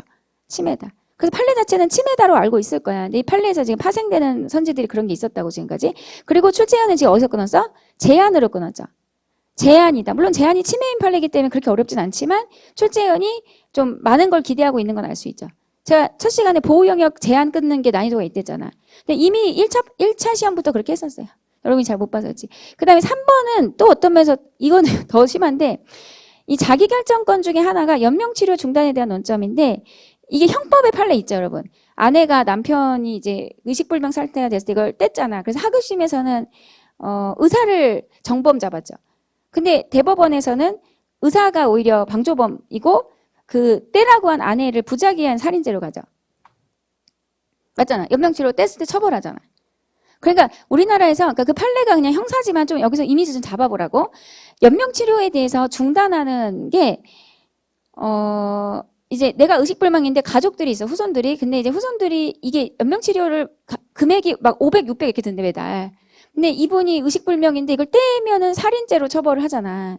그러니까 이거를 자녀분들은 이걸 내느라고 완전 집이 이게 한두 달은 뭐 그렇죠. 근데 부모님 사랑하고 그러니까 이게 막 5년, 6년 간다고 생각해봐. 그러면 얼마나 어려워지겠어요. 그러니까 자녀분들이 건강 각하시켜요. 자기관련성 없다. 법적 이해관계 아니다. 이걸 걸려면 본인이 걸어야 되는데 본인이 이렇게 살아있는 동안에 걸든지 그런 상태가 곧 될 것 같을 때 연명치료 중단에 대한 자기결정권이 기본권이라는 논점이 있어. 근데 입법 의무는 없다고 봤어. 왜냐면 실제로 대법원 입장에서는 그 이후에 추정적 의사를 인정을 하거든요. 그러니까는 다른 사건에서 이건 민사 쪽인데 할아버지가 연명치료 중단을 그래서 못해서 아주 가산이 탕진된, 그러니까 탕진 표현이다. 집안이 어려워진 사건이 있었어. 그러니까 할머니, 아내분이 너무 자녀들한테 미안해서 다음번에 혹시 내가 그런 상황이 되면 내 건 떼라고 되게 여러 번 말씀하셨는데 실제로 이렇게 의식불명이 되셨어요. 그래서 그때 법원에서 이거는 추정할 수 있다 해서 객관적 추정을 허용을 했고 그래서 떼는 거를 허용을 해서 뗐는데 좀 더 살아계시다 돌아가셨다고 해. 그러니까 이 판례에서 뭐라고 하냐면 연명치료 중단에 대한 자결정 기본권 맞는데 입법 의무는 없다 이렇게 하면서 사법부 대법원이 알아서 잘 해결하고 있다 이렇게 얘기하거든. 헌법적 의무 불이행은 아니라고. 그래서 여기서 논점 물을 때 이렇게 여러 개 안 물어보는데 되게 많이 한 번에 물어봤어. 그러니까 이 주제 전체를 다 아까 기아허가랑 그 국적회복허가 비교하듯이 의사 자기가 스스로 임박한 상태에서 스스로 연명치료 중단 결정할 수 있는 게 자기결정권이고 그렇다고 해서 헌법상 입법 의무는 아니기 때문에 각하된 사건이야. 본인이 건다 할지라도 각하했고 입법을 한 건 그냥 한 거야. 헌재는 다 각하했어요. 그러니까 이게 이 주제 전체적인 스토리거든. 대법원 판례도 추정할 수 있다는 알아야 되고 그 자체도 기출이 있고 이 헌재 판례에서는 이제 그 본인이 자기결정권이 있지만 그래도 헌법에 이 말이 나와 안 나와? 안 나와. 헌법 옛날에 말하면 연명치료 중단 이런 얘기가 없잖아. 그러니까 헌법상 입법의 의무라는 거는 외우는 조문이 하나 있으면 좋은데 그 헌법 23 3항의 공공 필요한 재산권의 수용상 제한 및 그에 대한 보상 법률로서 정해 이런 게 입법 의무거든. 그런 게 없으면 없는 거야. 대부분은 입법 의무를 안 보거든. 그래서 없으니까 헌법상 의무 불이행은 아니니까 각하된 사건이야. 전체적 주제를 다 한 번에 냈죠. 이것도 통판례로 봐야 되는 거죠. 그러니까 이미 기출이 나온 거는 기출 안에서 해결이 되기 때문에 그럴 필요까지 없는데 이런 논리를 갖고 있는 판례들이 있어. 그게 2018부터 해서 너무 많으니까 한 2020, 21에서 3개 정도는 이제 해야 하는 게 맞을 것 같아. 그 다음에 요거는 이 출제하는 특징이 뭐냐면 연도가 아니 저는 원래 수업할 때 이걸 제가 임의로 쳐내지 않고 아무리 양이 많고 제가 인기가 떨어지는 거를 최대한 염두를 안 두려고 해요. 다음엔 인기 겁나 떨어져요 사실은. 당연히 떨어지죠. 듣기 힘들잖아. 근데 제가 이걸 쳐내는 건 저는 비양심이라고 제 양심엔 반해 어쨌든. 자, 이게 뭐냐면 이게 96년 판례인데 이거 제가 얘네 7급할 때도 이게 책에 거의 다 없었어. 그래서 저는 이거 사무실 할 때 되게 강하게 배웠거든. 그래서 다 넣어놨고 이 비교 판례가 탁주거든. 탁주까지도 나올 거라고 봐서 걔도 넣어놨는데 다 나왔어요 지금은. 그러니까 이게 출제위원은 양제한을 건 적이 없다는 걸 좀 알고 있어봐. 옛날에 1도 1소주제라고 그 지역 이게 경제의장 쪽이거든 1편에 그 지역 소주는 그러니까 강원도는 강원도의 영월 소주라고 있다고 해봐. 그럼 걔가 음식점에서 50%를 걔 팔아야 돼. 100개 팔 거면 50개는 다른 지역 걸 팔아도 돼. 근데 사람들이 그 당시에는 진로 소주가 좀 순한 거였대. 그러니까 먹고 싶어 그러면 음식점 주인하고 친하게 지내는 음식 주인한테 가서 몰래 진로 소주 그러면 친한 사람한테만 팔고. 그러니까 소비자의 어떤 자기결정권 침해하고 직업의 자유도 침해하고. 그리고 이게 지역 경제를 살린다는 목적의 입법인데 사실은 독과점이죠. 이 회사는 더 발전할 이유가 없는 거야. 지역의 50% 매출 가져가니까. 그러니까 이런 건 잘못 만든 제도다 이렇게 했어. 그래서 자기결정권 제한이고 침해라고 봤어요. 근데 여기서 얘랑 비교군이 뭐냐면 얘는 제한이고 침해인데 1도 탁주제라고 해서 탁주의 유통구조가 그때는 한 지역만 놀았거든. 그게 맞다. 얘는 발효주기 때문에 이게 우리가 관리가 안 된다. 그래서 탁주는 합헌이라고 해서 그러니까 소주는 위헌 탁주는 합헌 이 구조에서 비교군이 이거야. 그래서 거기까지 해줘야지만 이 논점을 다 처리한 건데 출제위원이 90년대로 갔고 근데 이런 거를 다 통으로 배우긴 좀 힘들어서 수업할 때 좀 써줄 거야 제가. 약간 써주고 그래야 양이 좀 줄거든. 8번의 평등. 그래 내가 못 배운 거 나올 수 있다. 그 전제 하셔야 되기 때문에 처음에 해야 될 양 자체는 좀 하셔야 돼요. 그래도 이 출제의 특징은 좀 너무 옛날 걸 가는데 동시에 또 최신도 내고 조세를 세금을 거둘 때 평등하게 조세 평등이죠. 평등. 그래서 평등하게. 근데 이 말을 틀렸다고 하기도 그렇고 사실 공부 좀 하면 이런 게 더 어려워요. 딱 떨어지는 그런 이미 패턴화된 문화풍토 조성이라든지 뭐 엘리트문화 제외하면 틀렸던 이렇게 패턴화가 안 된 게 더 어려워. 그냥 추상적인 말에서 어딘가를 건드려서 틀리게 하면은 판례마다 말투가 정형화되지 않은 애들이 힘들어요. 그다음에 유사한 성격의 규율 대상에 입법이다 하더라도 이런 게 뭐냐면 뭐 부망쟁 그래서 우리가 이렇게 뭐 보상에 대한 제도들을 특별법 만들잖아. 그럴 때 저쪽에 이 정도 받으니까 우리도 주세요라고 하면 안 해줘요. 그 꼭 그렇진 않다. 제도의 취지가 다르고. 그러니까 저쪽이 이 정도 받으니까 이런 보상은 또 이렇게 해주세요. 이렇게 사건들이 다 다르잖아. 그게 똑같지 않은 걸 봐봐. 사건을 물어보면 우리 좀 풀 수도 있거든. 근데 이렇게 물어보니까 약간 논리 구조에서 그랬던 것 같아 이렇게 가는 거야. 이거 어떤 시험도 이런 식은 별로 없어요. 사실은 이게 옛날 사시 스타일인데 그 다음에 이 디귿과 리을의 특징은 디귿은 옛날 거고 리을은 최신 판례인데 이거 알아요? 민법에서 아니 그러니까 소멸 취득시효라고 배웠어요?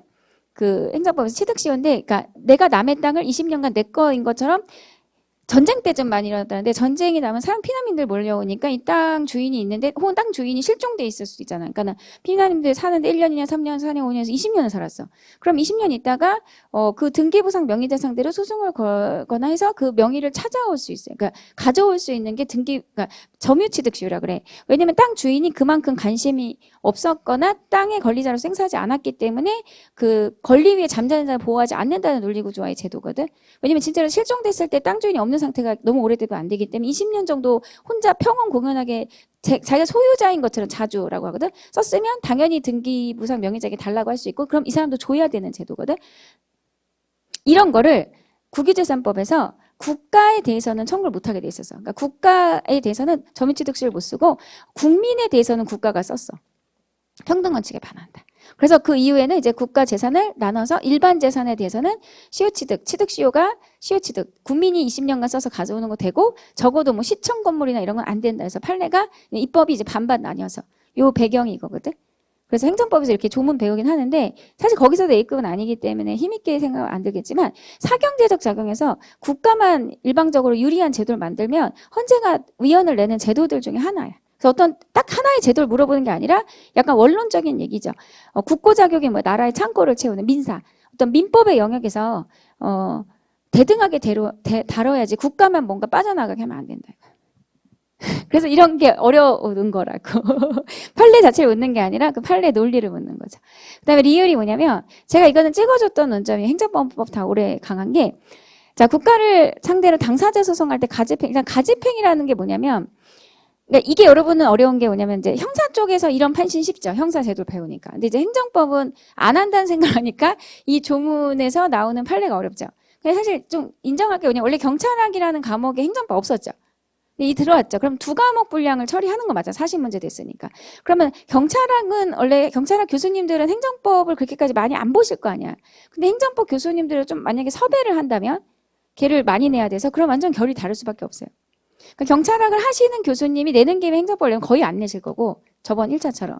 근데 너무 안 내면 좀 그러니까 행정법 교수님을 또 섭외해서 한 6문제는 행정법 교수님 내세요. 그럼 그냥 안 들어매자야. 그거를 그나마 강의해 주시는 게 여러분한테 되게 많이 도움이 될 거라고. 그러니까 행정법도 망대하지만 거기서 경찰자가 들어간 느낌 위주로 보면은 여러분 당대 시험, 여러분 스스로 보는 시험에서는 무난할 걸 봐요. 제가 그 얘기 왜 했냐면 여러분이 이걸 안 들으려고 해서 이게 행정법 조문이거든. 행정소송법. 자, 일단 가집행부터 설명할게. 원고가 돈 달라 이렇게 소송했는데 제 친구 얘기 아까 제 친구 아버지가 제 친구들 사람 되게 좋은데 제 친구 아버지가 당구장을 하셨어요. 저랑 제일 친한 친구인데 외동딸, 외동아들 같이 생겼지만 당구장 하시는데 이분의 친구분이 돈을 빌려갔어.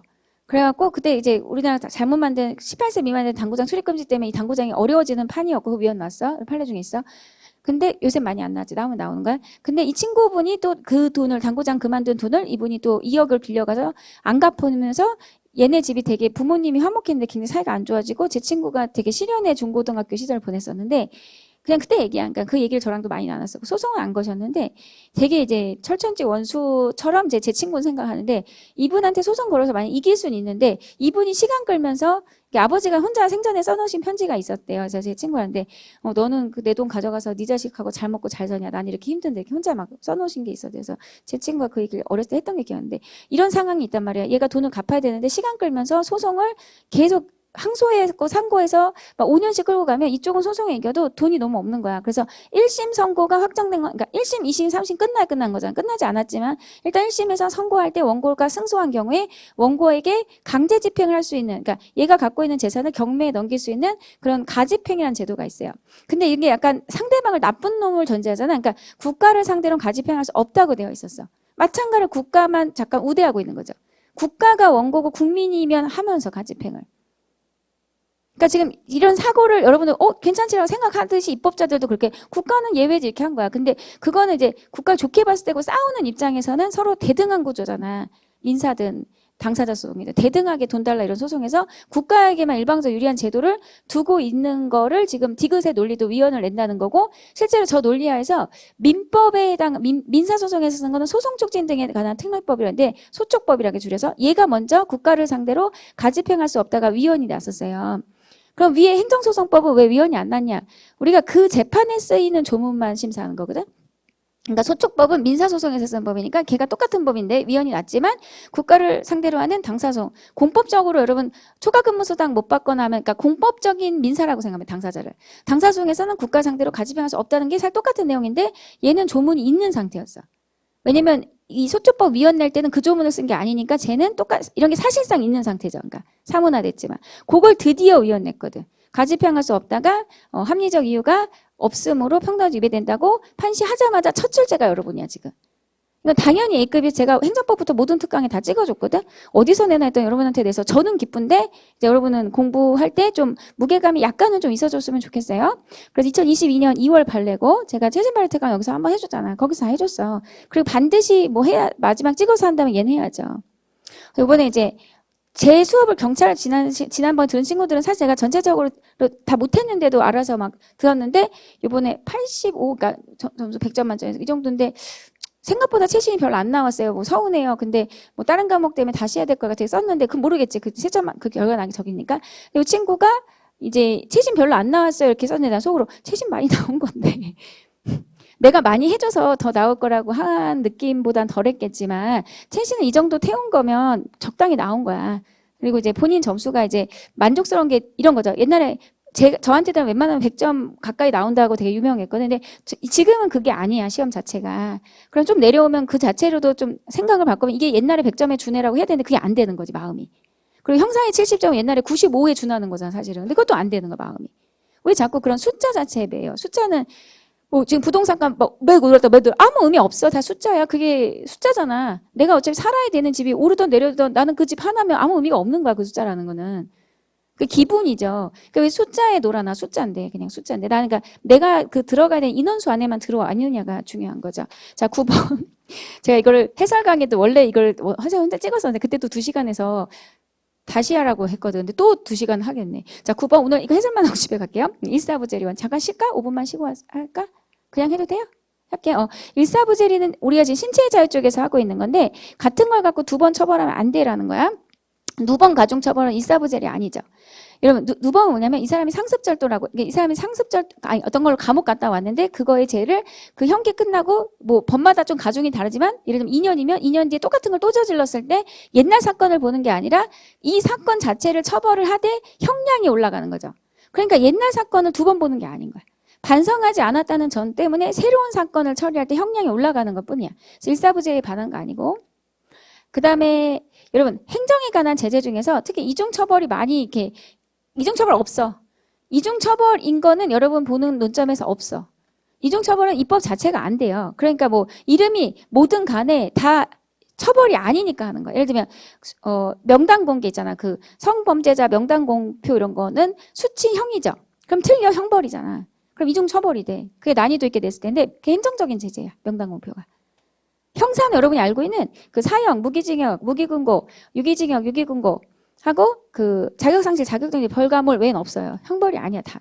그래서 이거는 억제하는 거죠. 하지 마. 너 질서위반 행위하면 가태료 부과할 거야. 혹은 이제 부당이득 얻으면 뭐 속여서 뭐 가작가 인상하면은 그 이익을 박탈할 거야. 가진금. 이거 다 행정적인 거야. 그렇게 해서 너 해봤자야라고 억지. 하지 마 누르는 거죠. 한다고 해서 형사적인 못 아니야? 이중처벌 아니야. 그래서 여러 가지의 수단이 다 병가가 되는 거야.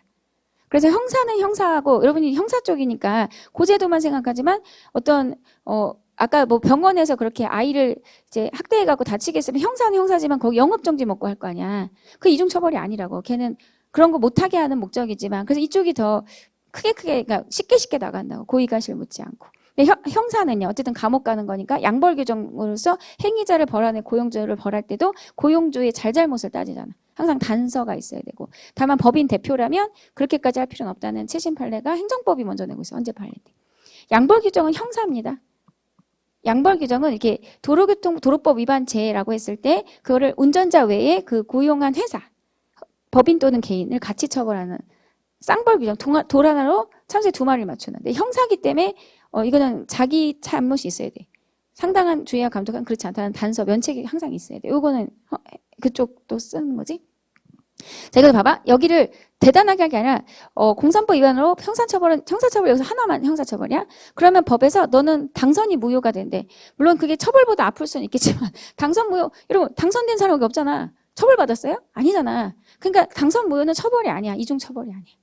그러니까 그 사람은 그게 너무 아픈 거겠지. 그 다음에 형사 판결. 여러분 얘가 좀 전체적인 판례를 보아야 되는 주제인데 외국에서 우리나라 사람이 독일에서 예전에 뭐 살인 저지른 거 사건 알죠? 유명한 거 뭐 이렇게 귀신 들렸다 그래서 그 나쁜 여자죠. 그러니까 약간 같이 이제 가서 열심히 살아보자 그래서 남편 일찍 돌아가신 분의 아이들하고 또 아이들하고 자기 아이들하고 세 가정이 갔는데 이 한 명이 이 여자가 나쁜 년이야. 이게 독일은 이제 계약할 때 인원수나 이런 걸 되게 철저하게 하나 봐. 근데 실제로 사람이 넘쳤던 거야. 그럼 집주인이 계약 깰 수 있으니까 얘가 어떻게 했냐면 이 나쁜 년이 이 아이들이 이제 중고등학교 일 때 좀 순진하잖아. 그러니까 이때 엄마가 귀신 들렸어 해서 분신 뭐 이런 거 하는 것들 뭐지 그 귀신 쫓는 거 엑소 뭐 이런 거죠. 하면서 이 아이들이 엄마가 귀신 들렸다 생각하고 엄마를 막 때리면서 엄마가 죽은 거야. 그 독일이 다 발칵 뒤집혔어. 이게 21세기 일어난 일이냐 막 그래가지고 그 진짜 나쁜 년이죠.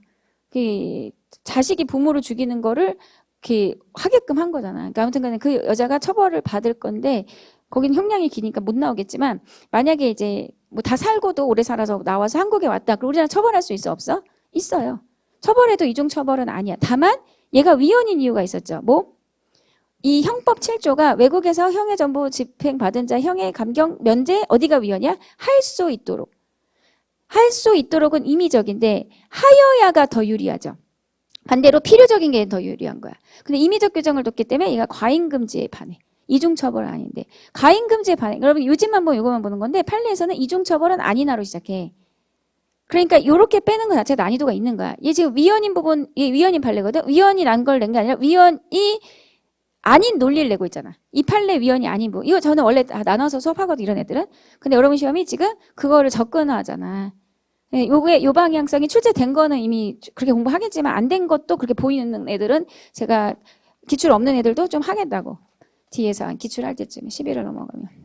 이것도 얘랑 좀 약간 겹치는 이게 형사직렬의 특성인데 한 문제 내고 저기서 하나 더 안 내야 되거든. 신체자 주고. 근데 출제를 해도 되는 거죠. 이게 출국금지가 행정이에요. 행정. 그러니까 나가지 말라고 너 재판해야 되니까. 그래서 어디 가두는 게 아니고 그냥 한국에 있으라고. 그래서 영장 필요 없다고. 어디 구금하는 게 아니잖아. 그러니까 여러분 우리 한국에 있잖아. 우리 뭐 지금 구금됐어요. 이 사람한테도 한국에 있을 걸 요구하는 거야. 자, 마약류 사범들에게 소변 제치. 이거는 강제로 뽑는 게 아니랬죠? 이게 똑같은 게 뭐였어? 음주 측정도 그렇고. 그런 게 다 그냥 자기가 자발적으로 하는 거. 강제로 보고 영장 필요한데 보통은 이제 그런 게 아니라 그냥 컵에 따라오세요. 이런 거. 협력이 필수적이다. 영장 필요 없다. 그 다음에 여러분, 아까 검사와 법관의 관계 얘기했는데, 공판이 개정되면 법관의 판단을 따라와야 되거든? 그래서 법관이, 얘 보석 허가를 결정했는데, 검사가 즉시 항고해서 이 결정을 멈추거나 하면은 위헌이랬죠. 법관의 판단을 인신구속에서 앞세우는데, 영장주의라는 건 처음부터 끝까지, 이걸 유지할지 말지를 법관이 판단한다는 거다. 제가 말하는 게 이거야. 그러니까 어떤 논리 구조, 판례 결론 위주잖아 원래는. 근데 이제 출제위원은 그 전에 논리를 지금 계속 섞어서 내고 있고 4번이 그렇게 여러분이 뭐 오류다. 근데 제가 제 수업 들은 학생들 이거 물어보면 꼭 맞췄다 틀렸다는 반반인데 오류라고 생각 안 하고 틀렸다 하더라도 아 맞다 이렇게 대답을 해요. 왜냐면 제 수업 때 이거를 제가 제 책을 넣어줬는데 사실 제가 이거는 올인원이라고 7급 책이고 그 여러분 작년 경찰헌법도 있고 여기도 있었잖아, 그지? 심지어 입문서 작년에서는 입문서도 있다. 전투경찰선지법이 합헌이었어, 그지? 처음에. 우리 여기 입문서부터 처음 해줬잖아. 이게 합헌인데 여기서 전투경찰에 대한 징계로 영창을 규정하고 있는 게 영장주의 적용 안 되고 그러니까 요지를 좀 길게 보는 게 난 판례들이지. 적법조차 위반 아니고 그 다음에 과잉금지 원칙 위배도 아니다 해서 전투경찰법에서는 이제 징계로 영창에 가두는 걸 합헌이라고 했었어. 그러다가 판례가 새로 나와서 군인, 그러니까 위에 법은 근데 없어지긴 했어요. 영창을 가능하는 군인사법은 위헌이다 이러면서 입법 목적 정당하고 그러면서 이제 위하력을 좀 겁주니까 수단이 목적 기여하는데 지나치다. 이게 다른 나라는 별로 안 그러나서 신체적 침해다 이러면서 이게 진짜 제 페이지거든. 이래서 실제 근데 이 기출이 나올 때 다 병 명확하게 왔어. 그러니까 뭐냐면 약간 밀렸네 페이지. 그러니까 이쁘게 편집했는데 요게 사실 이걸 왜 비교해 줬냐면 얘를 처음 출제위원들이 낼 때 실수할 수가 있기 때문에 제가 이거를 이 기출 나오기 전에 계속 여러분한테 좀 비교해서 결정의 의도 넣어줬는데 여기서 이런 게 이제 한글로 파일 바꿀 때 조금 밀린 거고 영창제도가 폐지됐고 이게 헌재가 발표한 거 제가 책에 다 넣어줬었어. 영창이 폐지됐고 얘는 개정되기 전 제도로 영창제도가 없어졌지만 판시로는 보는 건데 예전에 그 전투경찰 순경 판례에서는 6인이 아니면 위원이 안 나거든. 6인 딱 6명이 나와야 위원이가 아니면 다 나가리 합헌이야. 그래서 어쨌든 합헌으로 배운 거야. 그러면 이 의견은 법정 의견이니까 안 보는 거야 우리는. 이게 법정 의견이니까 이걸 보는 거야. 그러니까 이렇게 하면 합헌이야. 이런 주문 형태는 이제 통치 구조니까 안 해도 돼. 아무튼 이게 합헌인 게 법정 의견이야. 근데 여기서 이제 판시에서 세 가지가 논점이었어. 영장조 위반 아니고 영장 필요 없고 적법 절차 위배 아니고 가인금지 위배 아니었으면 뭐라고 했냐면 영장은 징계니까 영장 필요 없어 이렇게 얘기했어. 근데 지금 판례를 그 병에 대한 판례에서 근데 이 사건 결정이 뭐야? 이 사건 결정 이 병에 대한 군인들은 영창을 하는 헌법 위반이라면서 헌법 위반이라면서 여기서 뭐에 반환됐죠? 가인금지. 근데 자기들이 많이 여기서 부딪혔던 게 뭐냐면 논란이 있었던 게 들어봐. 4명은 징계 인신구금은 영장적인 부정, 5위는 징계에 대한 영장적인 긍정인데 결론을 못 냈어.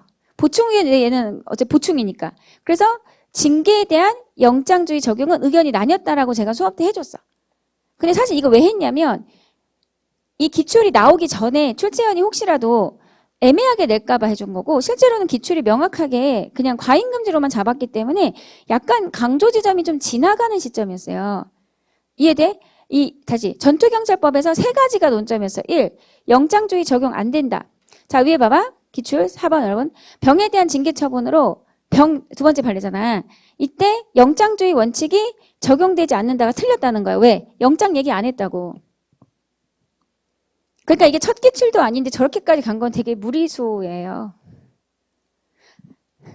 그래서 막 여러분 막 오류다. 오류라고 확신했을 분들은 어떻게 배운 거냐면 봐봐. 전투경찰법에 3개가 논점이었어. 그러니까 양을 많이 배우는 게 힘든 거지만 실제 시험에서는 그게 사실 핵심 키가 될 수 있어요. 그러니까 그게 양이기도 해서 얘가 논점이 그리고 강사가 잘 볼 줄 알아야지. 쓸데없는 거 강조하는 게 아니라 그게 헷갈리는 출제원들의 지점까지 볼 줄 아는 건데 영장주의 관련 없고 적법조차 위반 아니고 그다음에 과잉금지 원칙 위반 아니라고 했는데 여기서 군인사법에서 군인사법을 했을 때 병에 대한 시작하죠. 군인사법에서는 이게 영장은 논리적으로 정리를 못한 거 이거는 둘 다 요지에 없고 과잉금지에 반한다 해서 이렇게 판례 변경했단 말이야.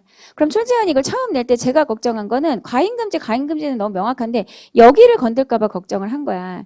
그리고 실제로 판결 요지에서도 영장에 대한 논리가 나뉘었지만 결론을 못 내겠다 이렇게 하고 끝냈거든. 그래서 제가 이게 사실은 이 군인사법 나오기 전에 여길 건들까 봐 되게 걱정이 돼서 계속 수업 때 강조를 해줬어. 근데 출제가 되게 명쾌하게 밑으로만 움직였어. 과잉금지 X, 과잉금지 O. 그리고 군인사법 나온 이후에는 전투경찰 판례 전혀 출제 안 했어요. 출제원들이.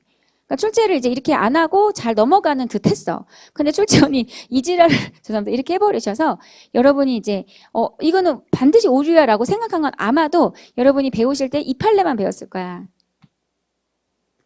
수업 때. 근데 그렇게 완전하게 넘어가지는 판례가 있고 이게 출제에서 분명히 오류를 먹을 수 있는 판례가 있어요.